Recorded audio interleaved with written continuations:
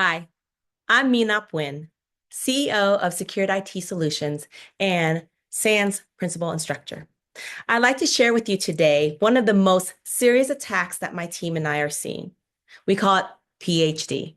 And no, I'm not talking about the degree, but rather the three key actions that we are seeing the adversaries are taking.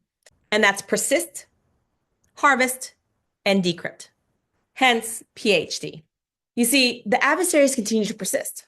Hiding in plain sight, these adversaries look to operate within an environment for an extended period of time without detection. Going undetected, this allows them to carry out malicious activities at a larger scale than to be able to hold an enterprise hostage for ransom, because that's not their motive. No, their motive is to harvest data as well as access and capabilities and find additional pathways so they can further permeate into that organization to gain full control of that enterprise. For example, what we've seen is the adversaries seek to own an environment. So at their time of choosing, they can disrupt operations such as those for critical infrastructure and utilities. And they're using old techniques for this.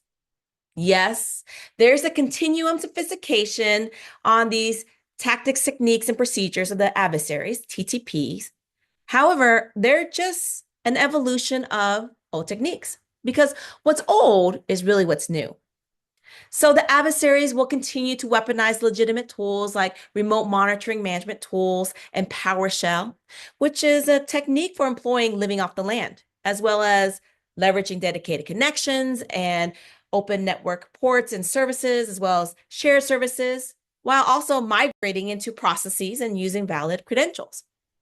And because the credentials that are given remote access, like through VPNs, are so valuable, the attackers will seek to leverage that, as well as access via third-party service providers like MSPs and cloud providers.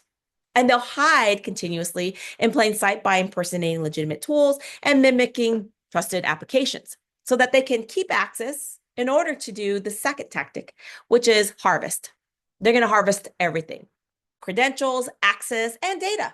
So for organizations out there who implemented or are implementing a zero trust architecture, it's easy to assume that this is an area of little to no concern, because one of the principles of zero trust is to encrypt everything, all traffic.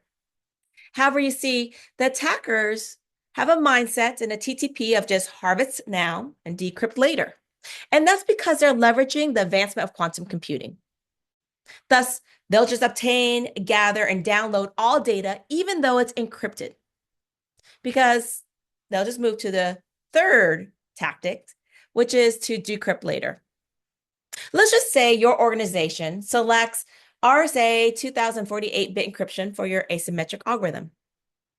This is good protection for a typical computer, because a typical computer would take a few 100 trillion years or more to crack that encryption.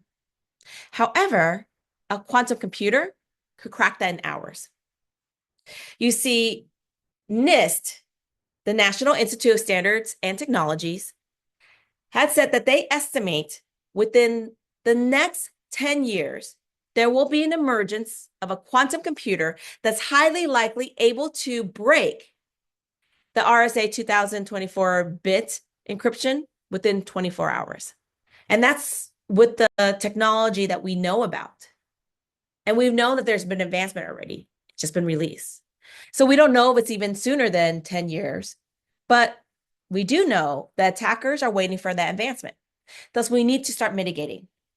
And so the first three bullets here address the mitigation of decrypt later. First, we got to look at the protection life of the data and the traffic that we are encrypting. So what's that work factor that we're looking for? It needs to be considered and realistic. We got to start transitioning to the new NIST standard as soon as possible.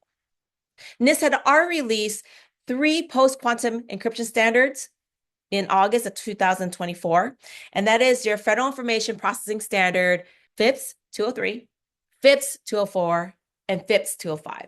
So let's transition to those right away, because it takes us time to really get it fully implemented, operable, and functionable for all parties. And for our symmetric algorithm, we need to use AES 256 bits or higher.